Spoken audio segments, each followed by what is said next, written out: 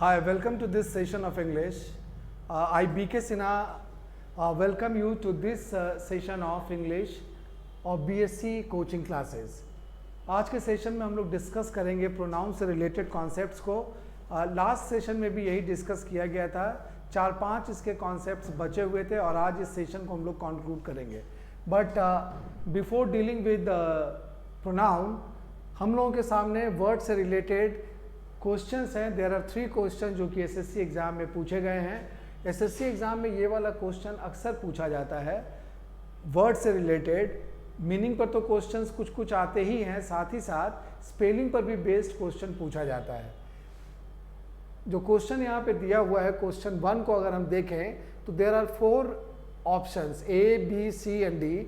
चारों में ये बात बतानी है तुम्हें कि कौन सा स्पेलिंग, किस वर्ड की स्पेलिंग इसमें गलत लिखी गई है। यानी कि आउट ऑफ दीज 4 वर्ड्स 3 इसमें सही स्पेलिंग वाले वर्ड्स हैं और एक वर्ड ऐसा है जो गलत है। ये एक तरीका होता है इस क्वेश्चन को पूछने का।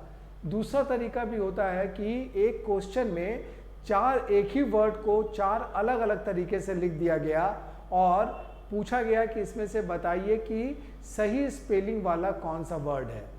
तो एक जगह पे क्या करना है, एक जगह पे तुमको गलत स्पेलिंग पकड़नी है और दूसरे जगह पे तुमको सही स्पेलिंग को टिक करना है। अगर हम पूछें कि how to do this question, कैसे किया जाए, तो इसके लिए क्या स्किल रिक्वायर्ड है या क्या नॉलेज रिक्वायर्ड है, तो आई वुड से कि इसके लिए तुम्हारी स्पेलिंग अच्छी होनी चाहिए। जो भी वर्ड तुम जानते हो उसको सही तरीके से लिखना भी पता होना चाहिए। अब जैसे यहाँ पे जो वर्ड्स लिखे गए हैं इसमें देखते हैं ऑप्शन नंबर 1, ये गारंटी वर्ड है, लेकिन गारंटी की जो स्पेलिंग यहाँ पे लिखी गई है ये सही नहीं है। This spelling is wrong. Guarantee ऐसे नहीं लिखा जाता है। कैसे लिखा जाता है ये अभी यहाँ पे हम लोग लिखेंगे।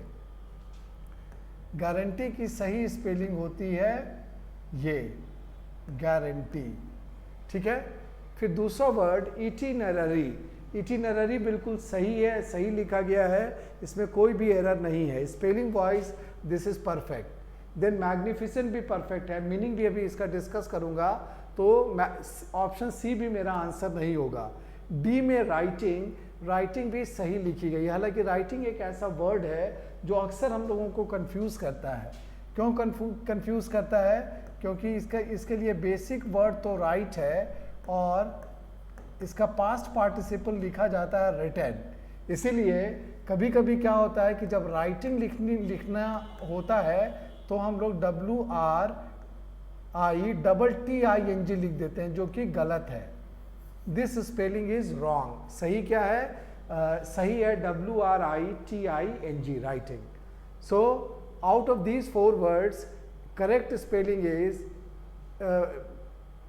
मिसस्पेल्ड स्पेलिंग और misspelled word is this guarantee. इसकी सही स्पेलिंग होगी ये गारंटी।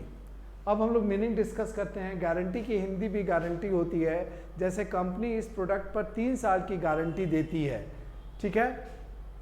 पूरा भरोसा देना या आश्वासन देने के लिए वर्ड हम लोग यूज करते हैं guarantee. Next word is itinerary. Itinerary means होता है डिटेल्ड प्रोग्राम। जैसे अभी IPL 20 शुरू होने वाला है, उसकी इटिनररी आ गई है कि किस डेट में कितने से कितने बजे तक किन 2 टीमों के बीच में मैच होगा, तो उसको हम लोग कहते हैं इटिनररी, मतलब विस्तृत कार्यक्रम। Next word is magnificent. Magnificent means शानदार। जैसे magnificent performance by Virat Kohli, वहाँ पे हम लोग इस वर्ड को यूज़ करते हैं। Next word writing. राइटिंग का हिंदी होता है लेखन, या अगर V4 में यूज़ करते हैं तो प्रेजेंट कंटिन्यूअस में हम लोग इसी वर्ड को यूज़ करते हैं, V4।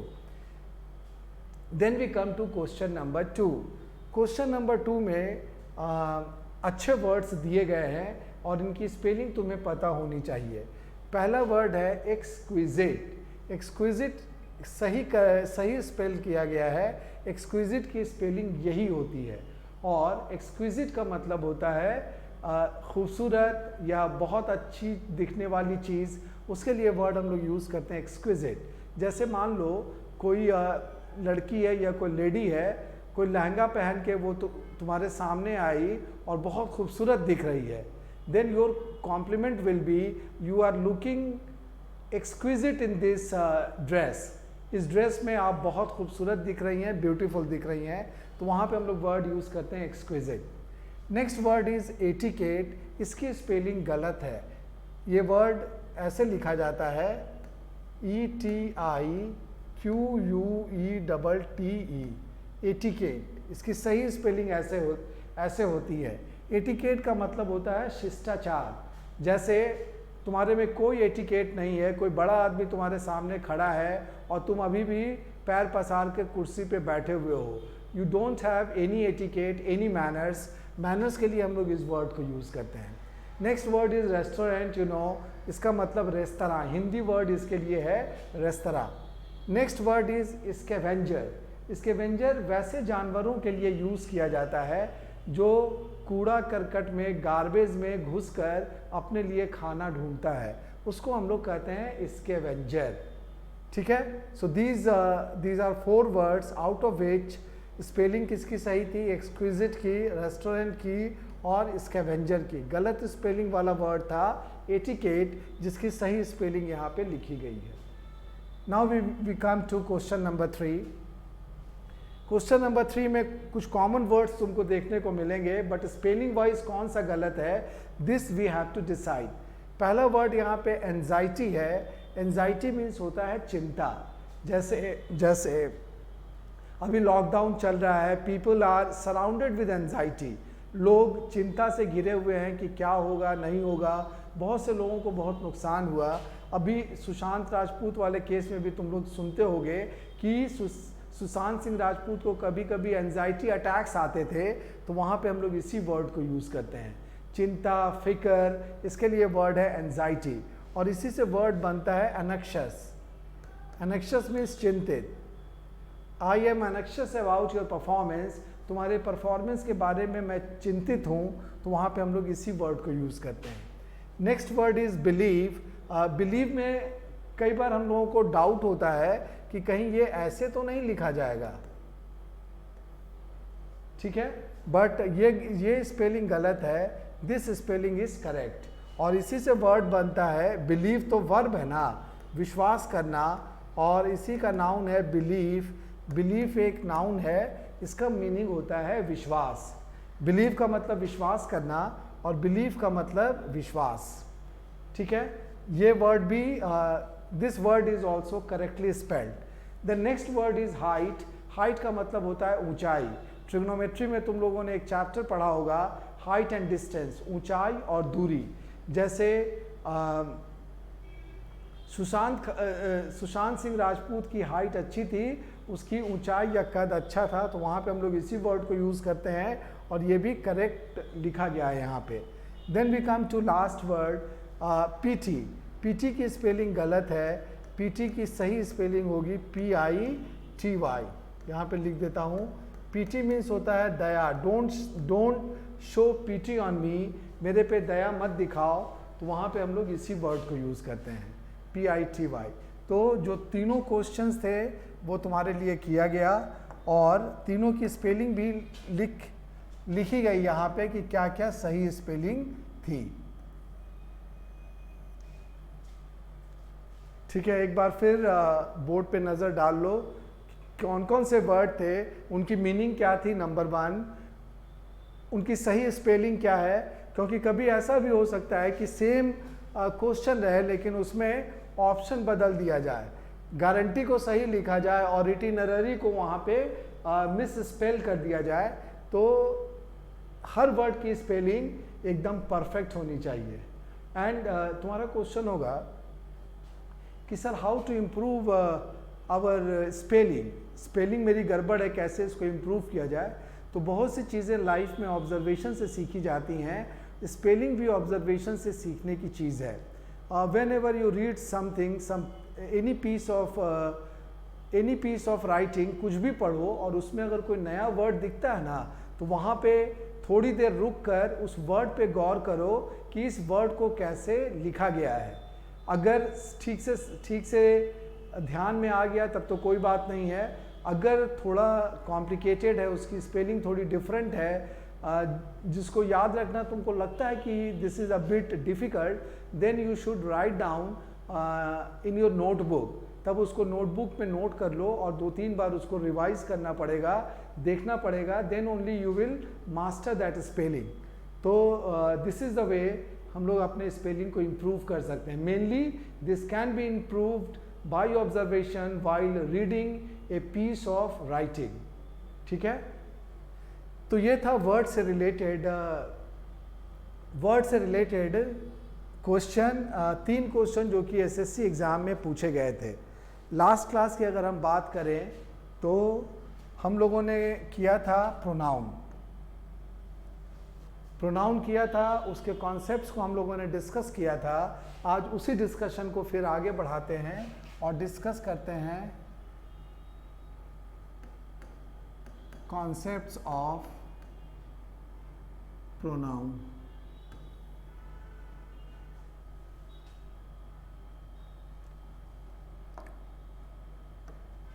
उस दिन कॉन्सेप्ट 10 तक का डिस्कशन हो चुका था, आज हम लोग डिस्कस करेंगे concept number 11।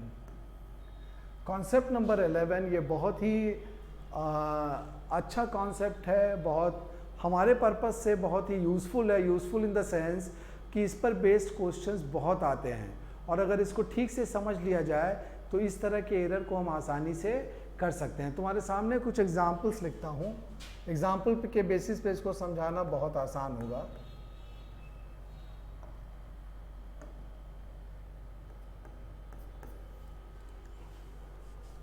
Examples are,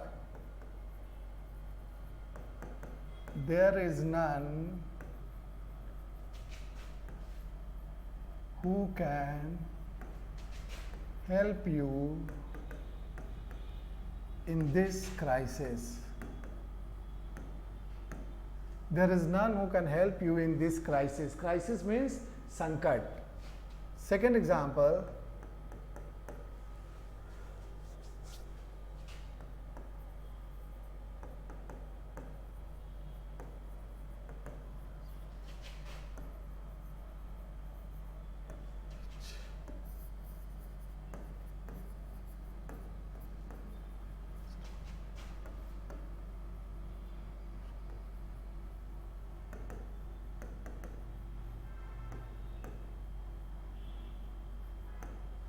second example है, there is nothing which can stop me from achieving success. Third example is,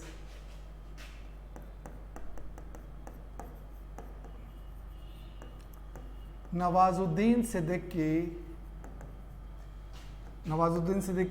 का नाम सुने होंगे।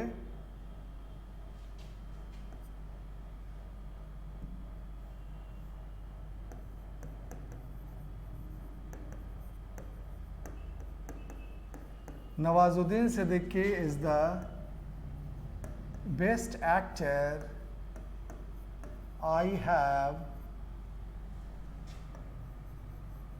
ever seen. This is example number 3. Then we write example 4. This is the only book which I carry in my bag. And fifth example is, all that glitters is not gold. All that glitters is not gold. These are 5 examples before you on the board. और इसी के basis पे हम लोग इस concept number 11 को discuss करते हैं। तो what we are going to discuss, ये तुम्हारे मन में लग रहा होगा कि एग्जाम्पल तो लिखा गया है, बट इसमें what is hidden in it, देखते हैं। Question number 1, example number 1, there is none who can help you. यहाँ पे रिलेटिव प्रोनाउन क्या है? यहाँ पे रिलेटिव प्रोनाउन है हु। सेकेंड में देखते हैं, सेकेंड एग्जाम्पल में relative pronoun is which. There is nothing which, third example की अगर बात करें तो Nawazuddin Siddiqui is the best actor. यहाँ पर रिलेटिव प्रोनाउन मान लो लिखा हुआ है who I have ever seen. Let me correct it.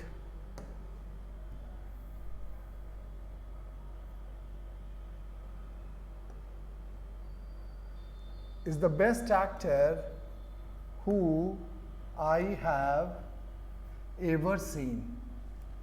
This is example 3। यहाँ पर भी देखते हैं तो रिलेटिव प्रोनाउन क्या है? Relative pronoun is who.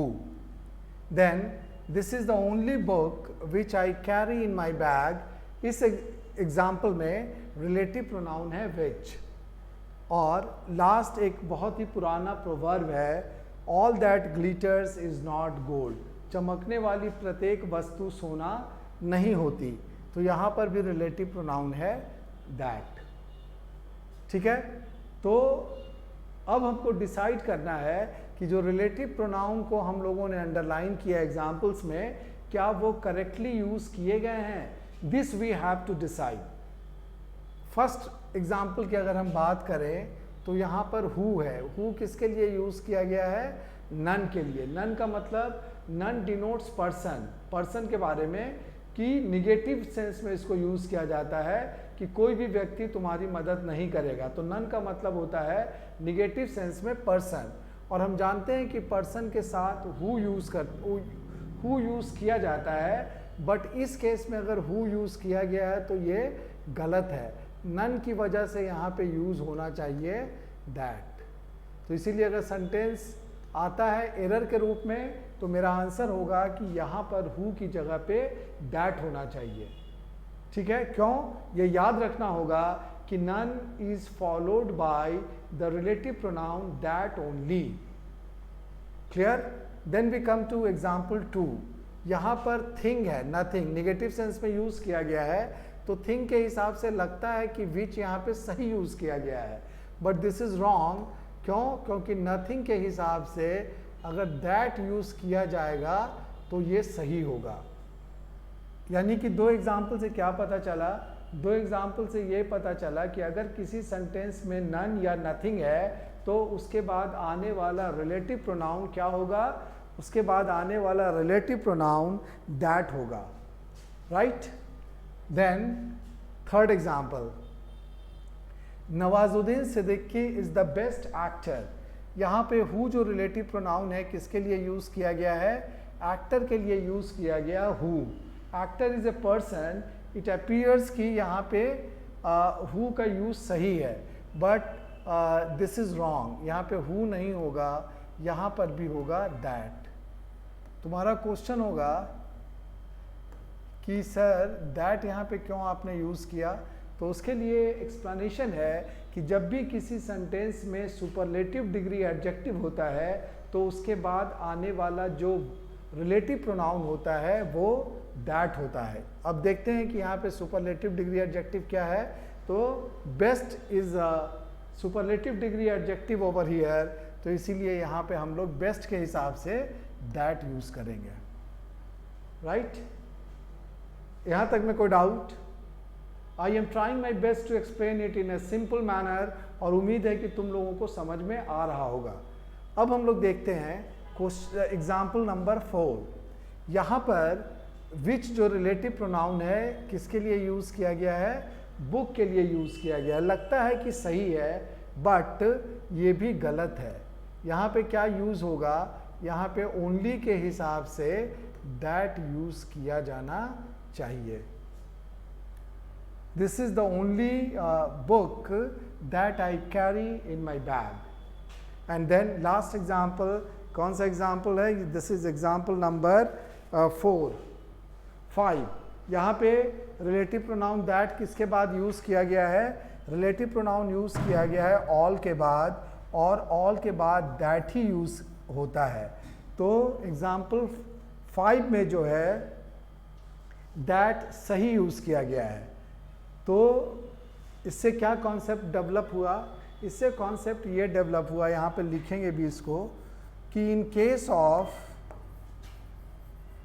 in case of none oblique nothing oblique superlative degree adjective superlative degree adjective, उसके बाद क्या था, फोर्थ में था ओनली, ऑब्लिक, ऑल, एट्सेट्रा। और भी कुछ टर्म्स हो सकते हैं जिसको कि जब हम लोग डिस्कस करेंगे एरर्स वहाँ पे डिस्कस किया जाएगा। अभी एग्जांपल्स के बेसिस पे ये चीज़ें निकल कर सामने आई कि इतने वर्ड या इतने टर्म्स ऐसे हैं जिनके बाद हम लोग we use that as a relative pronoun, जिसमें हम लोग दैट को यूज़ करते हैं as a relative pronoun. So this is concept number 11. Let us underline the important things in this statement. इसमें क्या क्या important है? In case of none, nothing, superlative degree adjective, only, all, etc. we use that as a relative pronoun. So this is a very important concept और इस पर based errors exam में बहुत बार पूछे जाते हैं। एक बार ठीक से देख लो और एग्जाम्पल्स के सहारे इसको बहुत अच्छे तरीके से एक्सप्लेन किया गया है। ठीक है, तो this is concept 11।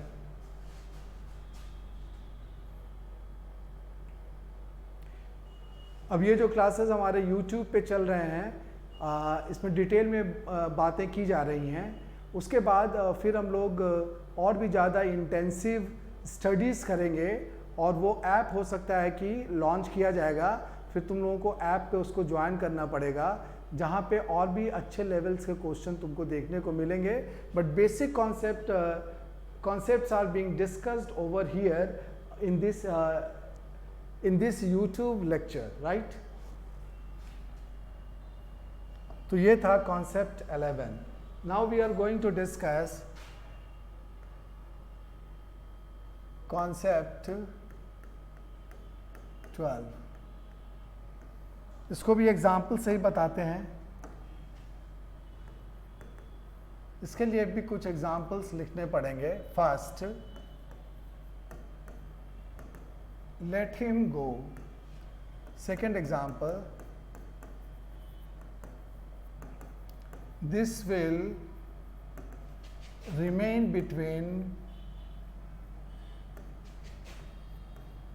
you and me. Third example,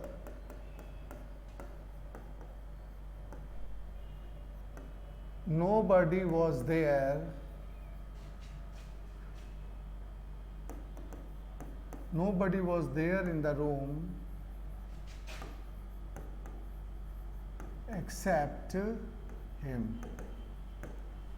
These are three examples जिसके बेसिस पर एक इम्पॉर्टेंट कॉन्सेप्ट बनता है और उसको हम लोग एक्सप्लेन करते हैं यहाँ पर।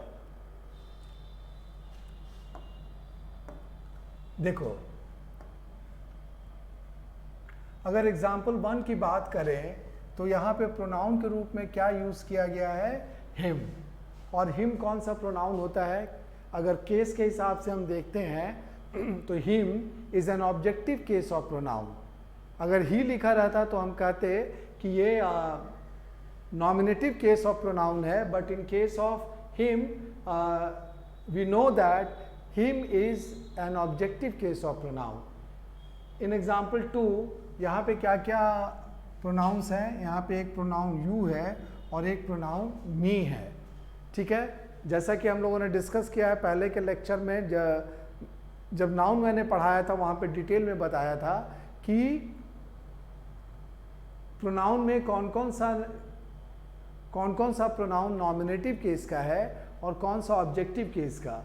अगर मैं यू की बात करूं तो यू जो है ये नॉमिनेटिव केस का भी प्रोनाउन है और ये ऑब्जेक्टिव केस का भी प्रोनाउन है।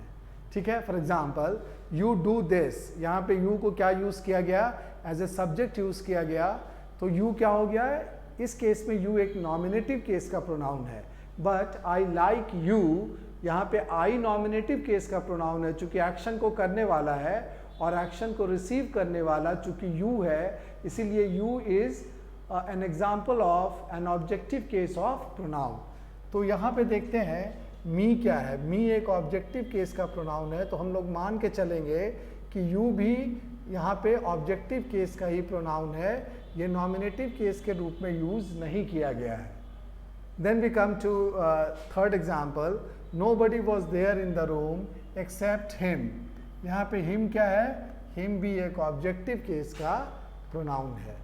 तो तीनों एग्जाम्पल्स में ये चीज़ देखी गई कि अगर प्रोनाउन यूज हुआ है तो वो ऑब्जेक्टिव केस का प्रोनाउन यूज किया गया है। And what is the reason behind it, इसके पीछे कारण क्या है, ये हम लोग देखते हैं। इसके पीछे कारण यही है कि ये कॉन्सेप्ट कहता है कि अगर आप लेट यूज करते हैं तो लेट के बाद आपको ऑब्जेक्टिव केस का प्रोनाउन यूज करना पड़ेगा। This is important. एरर कैसे पूछा जा सकता है, एरर पूछा जा सकता है लेट ही गो, तो वहाँ पे अगर ये कॉन्सेप्ट हमको अच्छी तरह से पता है तो हमारा ऑब्जेक्शन होगा कि लेट ही गो गलत है, यहाँ पे होना चाहिए let him go, right. Then question number example number 2 में देखते हैं यहाँ पे कि ऑब्जेक्टिव केस के प्रोनाउंस यूज किए गए यू एंड मी। इसको यूज करने का कारण क्या था कि कॉन्सेप्ट कहता है कि जब भी आप बिटवीन यूज करते हैं तो उसके बाद आपको ऑब्जेक्टिव केस के प्रोनाउन यूज करने पड़ेंगे, ठीक है। तो पहला टर्म क्या दिखा, लेट, दूसरा टर्म दिखा या दूसरा वर्ड दिखा बिटवीन। इनके बाद आने वाले प्रोनाउंस ऑब्जेक्टिव केस के प्रोनाउन होते हैं। Then we come to third example, nobody was there in the room except him. यहाँ पे एक्सेप्ट जो वर्ड है इसके साथ भी हम लोग ऑब्जेक्टिव केस का प्रोनाउन ही यूज करते हैं। क्लियर, यानी कि 3 वर्ड्स यहाँ पे दिखाई पड़े, कौन कौन से, let, between and except, which are followed by objective case of pronoun. जैसे एरर अगर होता तो एग्जाम्पल 3 कैसे लिखा जाता, nobody was there in the room except he. अगर ही लिखा जाता तो ये गलत था, यहाँ पे नॉमिनेटिव केस नहीं की ज़रूरत नहीं है, बल्कि we need objective case of pronoun. तो यहाँ पे इसी चीज़ को लिखता हूँ जो अभी डिस्कस किया गया।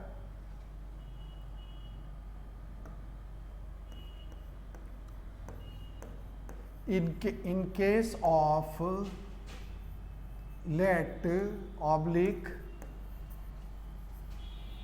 between oblique except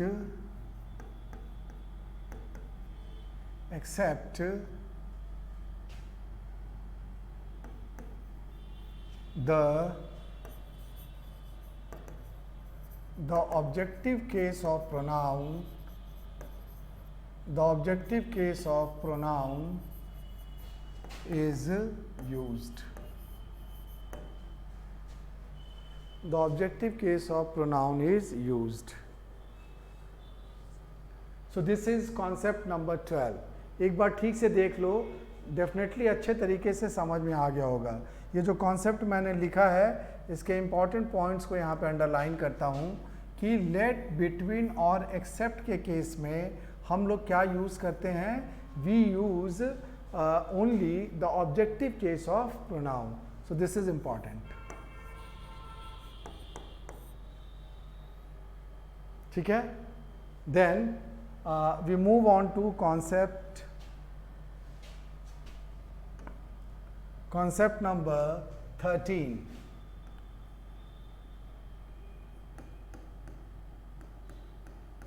कॉन्सेप्ट 13 ये बहुत कॉमन एरर है, बहुत से लोग ऐसी गलती करते हैं जिसको कि अभी एग्जाम्पल्स है हम लोग यहाँ पे लिखते हैं। एग्जाम्पल इसका क्या लिखा है, we write this example as a student of science. ये वाला एरर में भी देखने को मिलेगा question, as a student of science you are far better than him. As a student of science, you are far better than him. यहाँ पे comparison हो रहा है किसके किसके बीच में, तुम्हारे और उसके बीच में, यू और ही के बीच में यहाँ पे कंपैरिजन हो रहा है, ठीक है। और इसीलिए यहाँ पे लिखा गया है as a student of science you are far better than him. अब यहाँ पे देखते हैं कि एरर क्या है।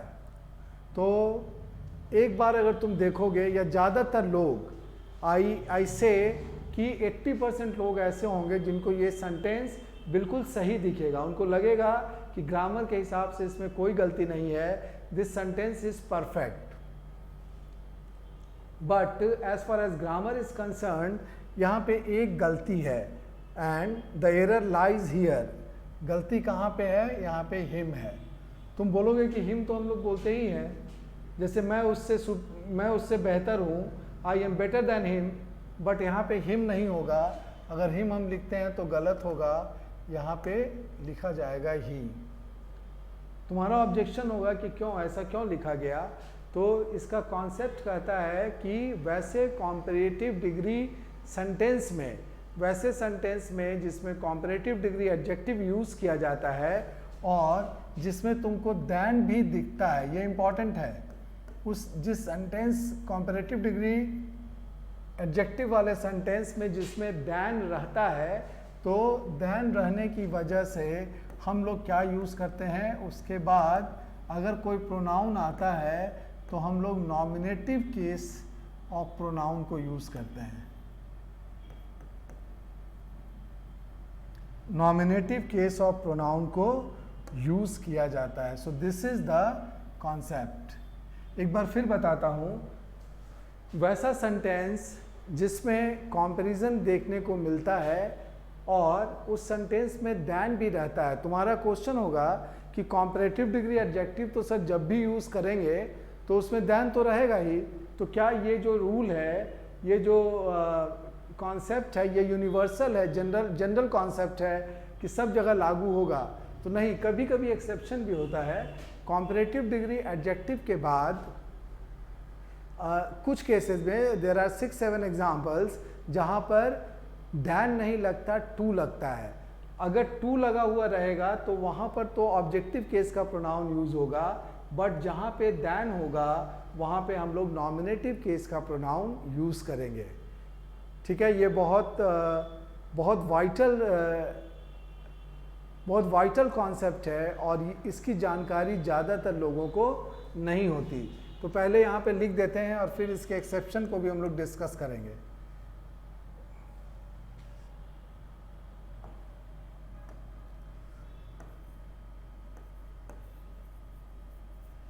In case of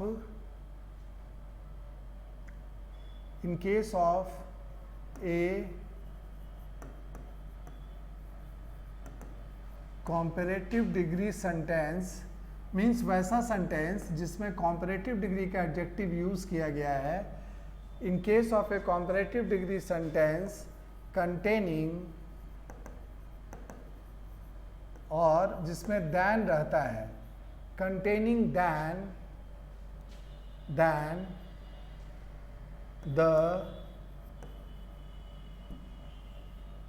the nominative case of pronoun, the nominative case of pronoun is used. The nominative case of pronoun is used. In case of a comparative degree sentence containing than, the nominative case of pronoun is used. ठीक है, यहाँ पे जो important बातें हैं उसको underline किया जाए। क्या होना चाहिए? एक तो कॉम्परेटिव डिग्री सेंटेंस होना चाहिए और जिसके अंदर में दैन भी दिखना चाहिए। यहाँ पे देखो दैन दिख रहा है, तो ये रूल वहीं पे लागू होगा और उस केस में हम लोग क्या करेंगे? नॉमिनेटिव केस ऑफ प्रोनाउन को यूज़ करेंगे। So these are the important things जिसको कि अंडरलाइन किया गया। अब तुम्हारा क्वेश्चन होगा कि मान लीजिए कोई कॉम्परेटिव डिग्री सेंटेंस है but than is not present in that sentence, तब ये कॉन्सेप्ट क्या होगा? तो उसका एग्जाम्पल पहले यहाँ पे लिखता हूँ। एग्जाम्पल है my boss is superior to me, my boss is superior to me. ये भी एक ऐसा सेंटेंस है जिसमें कंपैरिजन किया जा रहा है। किसके किसके बीच में कंपैरिजन है? मेरे बॉस में और मेरे बीच में कंपैरिजन है। बट इस केस में क्या है? सुपरलेटिव डिग्री एडजेक्टिव तो है, superior is a comparative degree adjective, लेकिन इसके बाद टू लिखा हुआ है, यहाँ पे दैन नहीं है। और जब दैन नहीं है, टू है, तो ये ऑब्जेक्टिव केस का प्रोनाउन सही है। Got my point? यहाँ पे मी क्या है? मी यहाँ पे ऑब्जेक्टिव केस का प्रोनाउन है। अगर इसको हम लोग फॉलो करते, इस रूल को यहाँ पे फॉलो करते, तो क्या होना चाहिए था? यहाँ पे मी की जगह पे होना चाहिए था आई, लेकिन अगर आई लिखा जाता तो ये गलत था। यहाँ पर ये ऑब्जेक्टिव केस का प्रोनाउन ही सही है। क्यों? क्योंकि यहाँ पे टू है, दैन यहाँ पे नहीं है।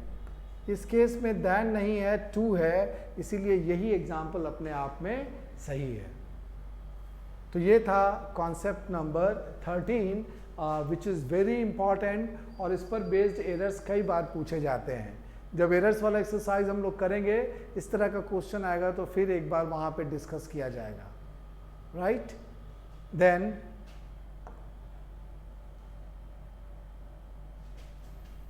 Next concept number 14. This is also very important, very important, और इसको ठीक से समझना। इसके लिए भी एग्जाम्पल लिखता हूं पहले।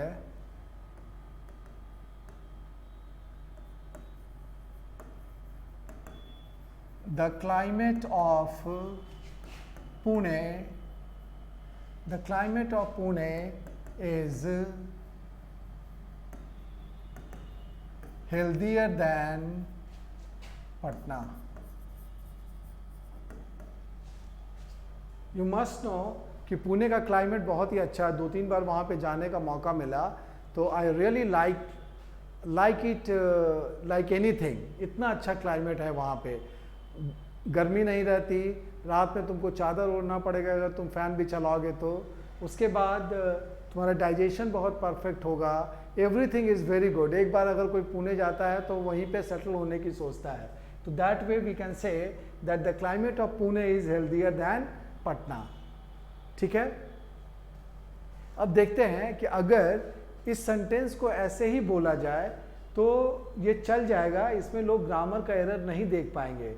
But when you right this type of sentence और कोई ग्रामर का जानकार आदमी है तो कहेगा कि तुम्हारा ये जो सेंटेंस है this is grammatically wrong. Clear? फिर वो एक्सप्लेन करेगा कि क्यों रॉन्ग है। देखो यहाँ पे हम लोग देखते हैं कि कंपैरिजन किसके किसके बीच में हुआ। यहाँ पर कंपैरिजन हुआ है, ज़्यादातर लोग क्या बोलेंगे कि कंपैरिजन हुआ है यहाँ पर पुणे और पटना के बीच में, comparison between Pune and Patna. But this answer is wrong. यहाँ पे जो कंपैरिजन है वो पुणे और पटना के बीच में नहीं हुआ है, बल्कि जो कंपैरिजन है वो क्लाइमेट ऑफ पटना पुणे और क्लाइमेट ऑफ पटना के बीच में हो रहा है। कंपैरिजन किसके बीच में है? Climate of Pune and climate of Patna. Clear?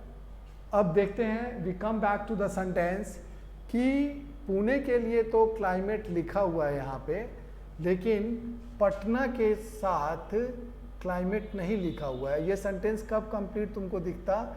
जब इस तरह से लिखा होता, द क्लाइमेट ऑफ पटना, तब बिल्कुल भी कंफ्यूजन नहीं होता। तुम सेफली बताते कि यहाँ पे कंपैरिजन क्लाइमेट ऑफ पुणे और क्लाइमेट ऑफ पटना के बीच में हुआ है, बट चूंकि क्लाइमेट यहाँ पे मिसिंग था इसीलिए ये कंफ्यूजन हुआ। बट ऐसा लिखने से भी काम नहीं चलेगा। अभी जो मैंने लिखा ग्रामर के हिसाब से ये भी गलत हो जाएगा। क्यों गलत हो जाएगा? क्योंकि यहाँ पे क्लाइमेट को रिपीट किया गया। क्लाइमेट एक नाउन है और प्रोनाउन के रूल कहते हैं, प्रोनाउन का रूल कहता है कि एक सेंटेंस में एक नाउन को रिपीट करना अच्छी बात नहीं है। यानी कि यहाँ पर जो क्लाइमेट लिखा गया ये गलत है, इसको ड्रॉप करना होगा। और जब क्लाइमेट को ड्रॉप करेंगे तो उसके साथ द भी चला जाएगा। But as this noun climate has been dropped, इसको ड्रॉप किया गया है, तो इसका रिप्लेसमेंट क्या होगा? क्लाइमेट की जगह पे हम लोग लिखेंगे दैट और ये ऑफ रह जाएगा। यानी कि एकदम करेक्ट सेंटेंस क्या बनेगा? The climate of Pune is healthier, the climate of Pune is healthier then that of Patna. The climate of Pune is healthier than that of Patna। तो ये जाके पूरा सेंटेंस बना। एरर यहाँ पे क्या था कि दैन के बाद दैट ऑफ जुड़ना चाहिए था, जो कि नहीं था। अगर दैट ऑफ जुड़ा रहता तो ये सेंटेंस अपने आप में सही होता। कॉन्सेप्ट को समझ लो। पटना के पहले मैंने क्या लिखा? In order to make this sentence complete मैंने क्या लिखा? द क्लाइमेट लिखा और फिर द क्लाइमेट को ड्रॉप कर दिया और उसकी जगह पे क्या लिखा? उसकी जगह पे हमने दैट लिखा। ऑफ यहाँ पे ऑलरेडी है, जो कि यहाँ पे देखने को मिला।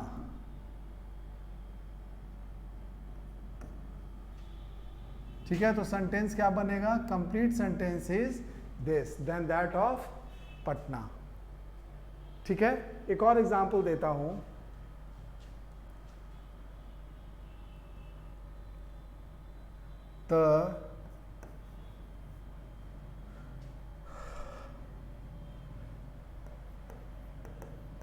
The crisis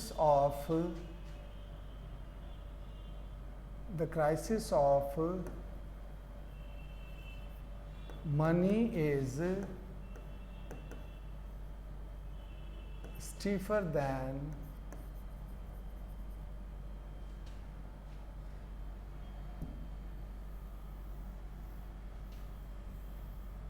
the crisis of money is stiffer than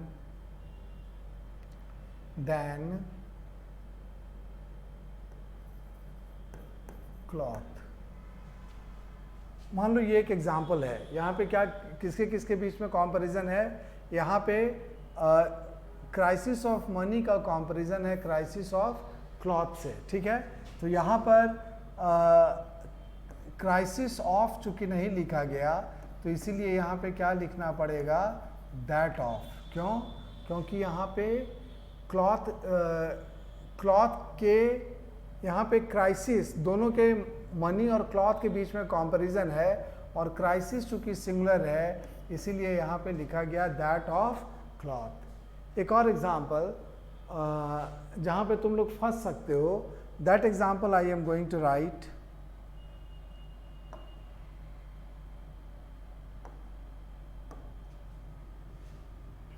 यहाँ पे the mangoes of Bihar, the mangoes of Bihar are tastier than Maharashtra। This is an example। देखो, महाराष्ट्र में भले ही अल्फांसो मिलता है, बहुत महंगा भी है, एक्सपोर्ट भी होता है, but as far as taste is concern तो बिहार में जो मालदा आम मिलता है उसका मुकाबला नहीं है। यानी कि बिहार के जो आम हैं वो महाराष्ट्र के आम से ज़्यादा टेस्टी हैं या ज़्यादा स्वादिष्ट हैं। क्लियर? अब यहाँ पर अगर इस रूल को यहाँ पे हम लोग लगाते हैं तो क्या करेंगे? यहाँ पे सीधा लिखेंगे देन दैट ऑफ महाराष्ट्र। ऊपर के रूल के हिसाब से यहाँ पे दैट ऑफ लिखेंगे और लगेगा कि ये सेंटेंस मेरा ग्रामर के हिसाब से सही हो गया। बट यहाँ पे हम लोग देखते हैं वहाँ पे जो दैट लगाया गया था वो किसके लिए लगाया गया था, क्लाइमेट के लिए लगाया गया था दैट। यहाँ पर जो दैट लगाया गया है वो किसके लिए लगाया गया है, मैंगोज के लिए, मैंगोज के लिए यहाँ पे दैट लगाया गया है। बट क्लाइमेट या क्राइसिस ये क्या था, ये सिंगुलर वर्ड थे ना, सिंगुलर नाउन थे, तो उनके लिए दैट, तो मैंगोज के लिए क्या लगेगा, दैट का प्लूरल क्या होता है, दोज। तो इस केस में अगर इस सेंटेंस की मैं बात करूं तो यहाँ पे दैट ऑफ लगाना गलत है। दैट ऑफ को हम लोग क्रॉस करेंगे और यहाँ पे दैट की जगह पे क्या लगाएंगे, दोज। ऑफ तो रहेगा, दैट की जगह पे दोज लगाएंगे, तब ये सेंटेंस सही होगा। यानी कि ध्यान देना है कि जो कंपैरिजन वाला मेन सब्जेक्ट है वो सिंगुलर है या प्लूरल है। इस केस में ये चूंकि प्लूरल था इसीलिए यहाँ पे दोज लगाया गया, और ये चूंकि सिंगुलर था, ऊपर के जो दो एग्जाम्पल्स थे वो चूंकि सिंगुलर थे, क्लाइमेट भी और क्राइसिस भी, तो सिंगुलर के हिसाब से क्या लगाया गया, दैट।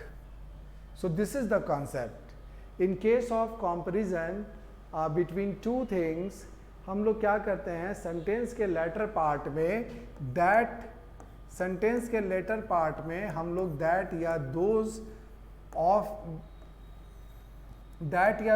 ऑफ यूज करते हैं। और वो किस हिसाब से यूज किया जाता है कि मेन सब्जेक्ट जिससे कंपैरिजन किया जा रहा है वो सिंगुलर है या प्लूरल है।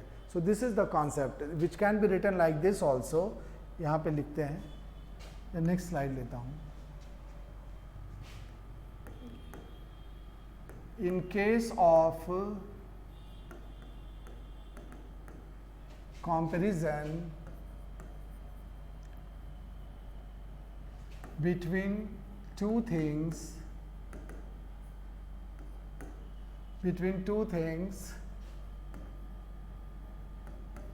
that oblique those of is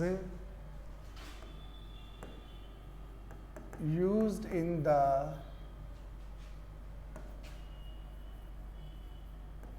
latter part of the sentence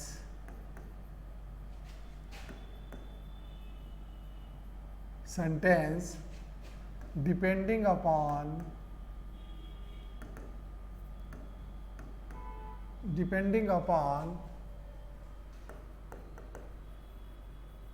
singularity oblique plurality of the subject। जो मेन सब्जेक्ट है जिससे तुलना की जा रही है दूसरे की, वो सिंगुलर है या प्लूरल है, उसी पे डिपेंड करता है कि कहाँ पे दैट ऑफ लगेगा और कहाँ पे दोज ऑफ लगेगा। ठीक है, जो इंपॉर्टेंट पॉइंट्स है और उसको अंडरलाइन किया जाए। कंपैरिजन वाले केस में चलता है ऐसा कि दैट ऑफ और दोज ऑफ कहाँ पे यूज़ किया जाए, ये डिसाइड किया जाता है किस चीज़ पे, ये डिपेंड करता है singularity oblique plurality of the subject. चलो एक एग्जांपल यहाँ पे और लिखता हूँ,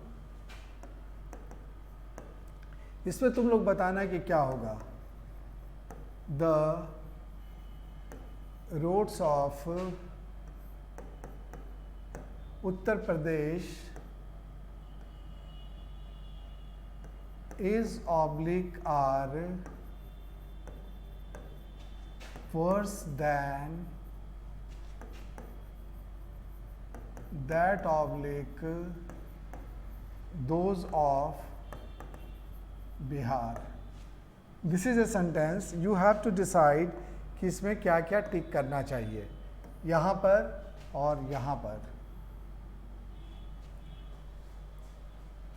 इसको डिसाइड करने के लिए सबसे पहले जो मेन सब्जेक्ट है उस पर ध्यान देना पड़ेगा। यहाँ पे मेन सब्जेक्ट है रोड्स, ये क्या है, सिंगुलर या प्लूरल? तुम्हारा आंसर होगा कि सर रोड्स प्लूरल है। नेचुरली अगर रोड्स प्लूरल है तो यहाँ पे वर्ब क्या होगा, verb should also be plural. साथ ही साथ ये जो कॉन्सेप्ट दैट ऑफ और दोज ऑफ वाले का है वो किस पे डिपेंड करता है, इसी सब्जेक्ट पे, मेन सब्जेक्ट पे। और ये चूंकि प्लूरल है इसीलिए रोड्स के हिसाब से दोज ऑफ होगा। अगर तुम दैट ऑफ लिख देते हो तो ये गलत होगा। तो this was the concept number 14 और ये हमारा लास्ट कॉन्सेप्ट था जिस पर हम लोगों ने अभी तक डिस्कशन किया। All together there are 14 important concepts related to pronouns जिस पर कि एरर्स एग्जाम्स में पूछे जाते हैं। तो with this we come to the discussion of this pronoun, but अभी एरर्स बाकी हैं और आगे के वीडियोस में, आगे के सेशन में हम लोग एरर्स को डिस्कस करेंगे कि जो कॉन्सेप्ट हमने डिस्कस किया उस पर एरर्स कैसे बनते हैं, ठीक है। और अगर ये कॉन्सेप्ट्स पता हैं तो हम लोग कैसे अप्लाई करते हैं और एरर्स को डिटेक्ट कर पाते हैं।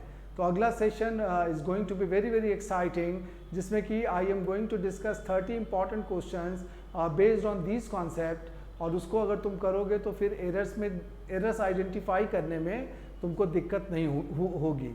अगर तुम्हें हमारा ये वीडियो अच्छा लगा, अगर सारी क्लैरिटी आई जो भी कॉन्सेप्ट्स हम लोगों ने डिस्कस किए, तो मैं तुमसे रिक्वेस्ट करूँगा कि तुम उम्मीद है कि तुमने तो मेरे चैनल को सब्सक्राइब किया होगा, लेकिन इसको लाइक भी करना और इसको अपने फ्रेंड्स के बीच में शेयर भी करना ताकि हमारा सब्सक्रिप्शन बढ़े, साथ ही साथ उन लोगों को भी फ़ायदा पहुंचे जो हमारे चैनल से जुड़े और उनको भी नोटिफिकेशंस मिलता रहे जब भी हम नए वीडियोस अपलोड करें। इसी रिक्वेस्ट के साथ आई क्लोज टुडेज सेशन। फिर मिलेंगे नए सेशन में प्रोनाउन के एरर्स के साथ, जो डिस्कशन बहुत ही यूज़फुल होगा, बहुत ही इंफॉर्मेशन लोडेड होगा। Till then take care and take very good care of yourself and your family members. Okay, thank you.